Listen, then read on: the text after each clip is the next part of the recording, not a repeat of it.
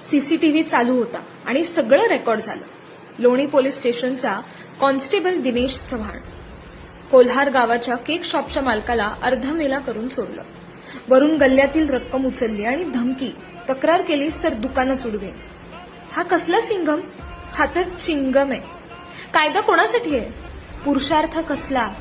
तुम्ही रक्षक नाही, भक्षक आहात. निर्भय पार्टीने ठरवलंय गुन्हेगार नव्हे, आता गुंड पोलिसांच्या 11 वर्द्या उतरवणार.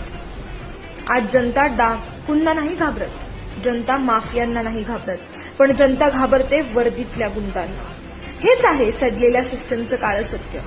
लक्षात ठेवा, नेपाळमध्ये क्रांती पेटली कारण पोलीस सिंगचं राक्षस झालं होतं. छळ, हप्तेबाजी, अत्याचार जनता सहन करत राहिली आणि शेवटी उठली, सत्तेला राख करून टाकलं. नगर जिल्ह्यातही जर हे असंच सुरू राहिलं तर क्रांती थांबणार नाही, ती पेटणारच.